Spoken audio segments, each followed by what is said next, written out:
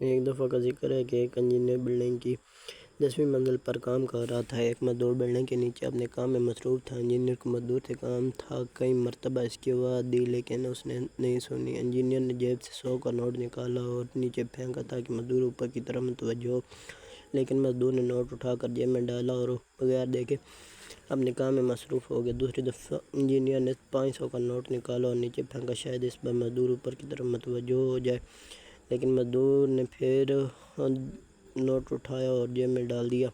اب تیسری دفعہ انجینئر نے ایک چھوٹی سی کنکری اٹھائی اور اسے نیچے پھینک دیا۔ کنکری مزدور کے سر پر لگنا تھا کہ اس نے فوراً اوپر کی طرف نگاہ کی۔ تب اس نے انجینئر سے اپنے کام کے بارے میں بتایا۔ درحقیقت یہ ہمارے دین کا المیہ ہے کہ ہمارا مہربان اللہ ہمیشہ ہم پر نعمتوں کی بارک کرتا رہتا ہے کہ شاید ہم سر اٹھا کر اس کا شکریہ ادا کریں، اس کی باتیں سنیں، لیکن ہم اس طرح اس کی بات سننے کے قائل نہیں ہوتے۔ چھوٹی سی مشکل، پریشانی یا مصیبت ہماری زندگی میں نہیں آتی، لیکن جو ہی ہمیں کسی پریشانی یا مصیبت کا پڑا فوراً اس ذات کی طرف متوجہ ہو جاتے ہیں۔ ہم صرف مشکلات میں خدا یاد آتا ہے، بس ہمیں چاہیے کہ ہر وقت جب بھی پروردگار کی طرف سے کوئی نعمت ہم تک پہنچے فوراً اس کا شکریہ ادا کریں۔ شکریہ ادا کرنا اور خدا کی بات سننے کے لیے سر پر کنکری لگنے کی ضرورت نہیں ہونی چاہیے۔